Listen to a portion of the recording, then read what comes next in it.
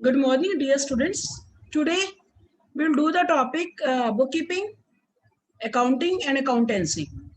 तो इन तीनों की मीनिंग करने के लिए हमें ज़्यादा डिटेल नीड नहीं है इसको रीड करने की.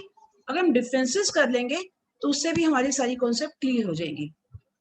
तो first of all I am going to explain the difference between bookkeeping and accounting.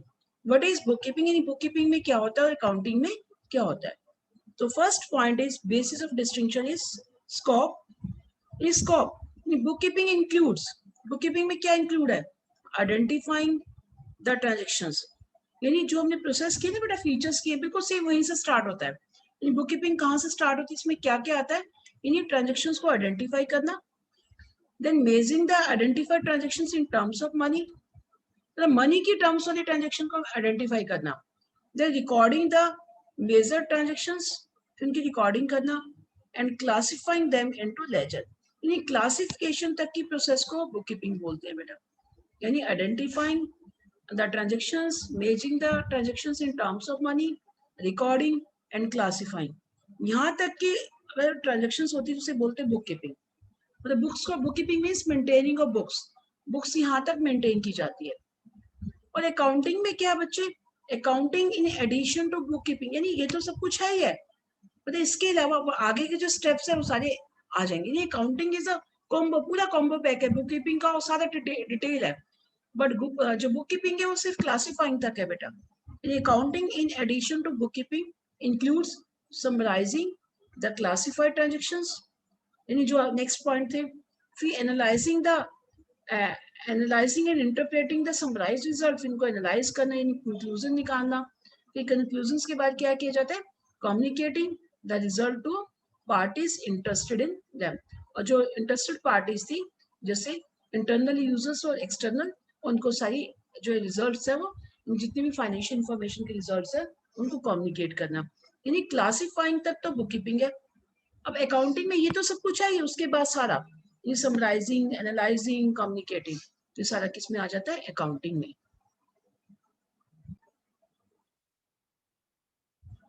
यानी बुककीपिंग से कहाँ तक है? क्लासिफाइंग तक.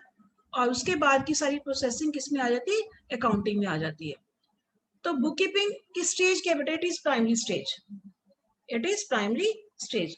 प्राइमरी स्टेज है बेटा बुककीपिंग. अब बुककीपिंग प्राइमरी स्टेज है तो इसका मतलब क्या है बेटा? बुककीपिंग प्राइमरी स्टेज है और अकाउंटिंग के it is done at the secondary stage. मतलब अकाउंटिंग तब स्टार्ट होती है फिर बुककीपिंग एंड्स. यानी इसकी मतलब आगे और भी है अकाउंटिंग में, और भी आगे प्रोसेसिंग करनी पड़ती है, समराइजिंग, इंटरप्रेटिंग, कम्युनिकेटिंग. यानी bookkeeping is the primary stage पे अगर ट्रांजेक्शन को रिकॉर्ड करना है तो बुककीपिंग, अगर आगे डिटेल में करना है तो अकाउंटिंग, यानी it is the secondary stage. अब बुककीपिंग प्राइमरी स्टेज की है तो इसे कौन कर सकेगा? कोई भी आम आदमी का पर्सन, मतलब आम नॉलेज वाला पर्सन कर सकता है, लिमिटेड नॉलेज वाला. ठीक है, जूनियर स्टाफ कर सकता है उसे. तो वो कितना रिलेटेड है? It is done on primary stage. Primary stage वाली है तो इसे जूनियर स्टाफ कर सकता है. और इसे इसके लिए लिमिटेड लेवल ऑफ नॉलेज चाहिए, नॉलेज भी ज्यादा नहीं चाहिए, रूटीन का काम है ये. ठीक है, बुक कीपिंग प्राइमरी स्टेज है, रूटीन का काम है, तो इसे जूनियर स्टाफ भी कर सकता है, तो इसके लिए लिमिटेड लेवल ऑफ नॉलेज चाहिए. ठीक है, और आगे बेटा समझ, यानी क्या बताया मैंने? बुक कीपिंग प्राइमरी स्टेज है, रूटीन का काम है, रूटीन का काम है तो जूनियर स्टाफ करेगा. अब जूनियर स्टाफ के पास क्या होता है? Limited level of knowledge. ठीक है, अब लिमिटेड लेवल ऑफ नॉलेज चाहिए तो इसके लिए बुक कीपर को is not required to process the analytical skill की नीड नहीं है. सिंपल थोड़ी सी नॉलेज है तब भी चल जाएगा. बट अकाउंटिंग क्या है? अकाउंटिंग सेकेंडरी स्टेज पे की जाती है, तो इसे कौन करेगा? इसे कौन करता है? सीनियर स्टाफ करता है. सीनियर स्टाफ चाहिए तो इसके, ये तो रूटीन का काम था, ये एनालिटिकल काम है. एनालिटिकल काम है तो सीनियर स्टाफ करेगा. अब सीनियर स्टाफ है तो उसके लिए क्या चाहिए? हायर लेवल ऑफ नॉलेज चाहिए. ये कैसे पॉइंट आपस में इंटर रिलेटेड है. In bookkeeping primary stage, secondary stage. Objective, ये ऑब्जेक्टिव बता देते ये भी. इसे, इसका मतलब क्या? Bookkeeping is to maintain the systematic record.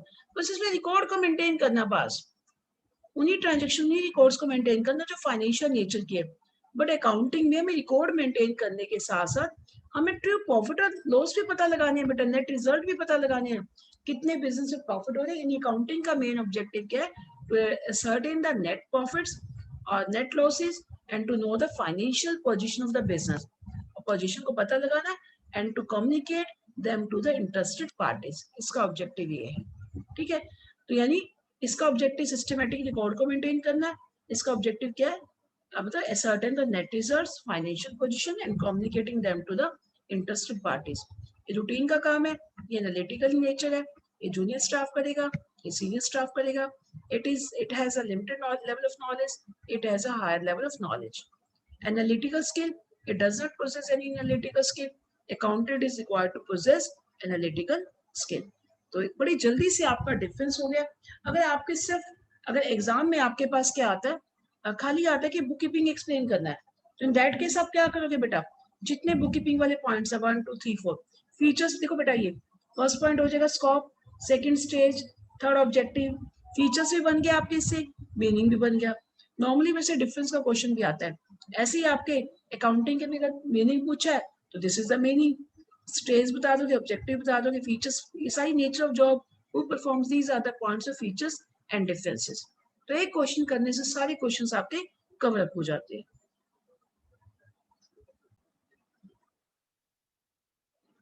Now differentiate between accounting and accountancy. अब आपको अकाउंटिंग और अकाउंटेंसी में डिफरेंस करना है बेटा. अकाउंटिंग का मीनिंग तो आपको पता है, it is concern with recording, recording भी है इसमें, क्लासिफाइंग, समराइजिंग, सारी डिटेल लिख सकते हो भाई, summarising, interpreting the results and communicating the result to the interested parties. ठीक है बेटा, यह जो मीनिंग मैंने लिखवाया था, accounting is the art of recording, classifying, summarising and communicating the financial result to the users, वो भी लिख सकते हो.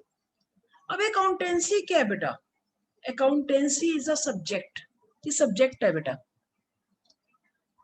जो भी सब्जेक्ट होता है उसका अपना स्टडी मटेरियल होता है बेटा, जो भी सब्जेक्ट होता है उसका अपना स्टडी मटेरियल होता है. मैंने आपको बताया था ना, accounting is an art as well as science. तो साइंस क्या था बेटा, साइंस का मतलब था which is a systematised body of knowledge, जिसका स्टडी मटेरियल होता है, that is known as accounting. अब अकाउंटिंग का एक पार्ट है, तो अकाउंटिंग कहाँ से निकलती है, अकाउंटेंसी से. यानी अकाउंटिंग कैसे करनी है, अकाउंट्स कैसे मेंटेन करते हैं, ये कौन बताता है हमें, अकाउंटेंसी की बुक की तो बताती है, जिसमें सारे रूल्स रेगुलेशन लिखे हुए हैं. यानी पूरी बुक हमारी अकाउंट्स की, जिसमें हमें ये बताया गया है कि हमें अकाउंट्स कैसे मेंटेन करने हैं और कैसे उसे रिकॉर्ड करना है, कैसे जो क्लासिफाई करना है ट्रांजेक्शन को, सारे रूल्स रेगुलेशन प्रिंसिपल्स जो हमारे स्टडी मटेरियल, ये सब कुछ बताता है, that is known as accountancy. तो accountancy is a body of knowledge. क्या है बेटा, बॉडी ऑफ नॉलेज है. प्रिस्क्राइबिंग, क्या बताती है हमें, क्या प्रिस्क्राइब करती है, सर्टेन रूल्स और प्रिंसिपल्स टू बी ऑब्जर्व, जो हमें फॉलो करने हैं. कब करने हैं, while recording, classifying and summarising of transactions. जब हमें अकाउंट्स मेंटेन करने हैं, तो अकाउंट्स को मेंटेन करने के लिए क्या रूल्स हैं बेटा, क्या प्रिंसिपल्स है, जो ये हमें स्टडी मटेरियल अवेलेबल करता है, ये उसे बोलते हैं अकाउंटेंसी. ठीक है बेटा. Now second point is scope. देखो अकाउंटेंसी का स्कोप तो वाइडर दिख ही रहा है, पता ही लग रहा है. अकाउंटिंग अकाउंट्स के बेस पे होती है, अकाउंटेंसी बुक के बेस पे होती है. तो accounting is a narrow in scope. Accounting starts with book keeping ends. ठीक है, इसका स्कोप नैरो है, जहाँ बुक कीपिंग की स्टेज खत्म होती है तो अकाउंटिंग स्टार्ट हो जाती है. But accountancy is much wider in scope. कैसे, because it includes both bookkeeping as well as accounting. तो अकाउंटेंसी में तो सब कुछ है, बुक कीपिंग भी है, अकाउंटिंग भी है, सब कुछ है. ये अकाउंटेंसी तो बताता है हमें बुक्स कैसे मेंटेन करनी है और अकाउंटिंग कैसे करना है. तो यानी अकाउंटिंग का स्कोप नैरो है, बुक कीपिंग का स्कोप वाइडर है. ओके बच्चे. Now third, relation. Accounting depends on book keeping. Book keeping के बाद ही तो अकाउंटिंग होती है, but accountancy depends both on book keeping and accounting.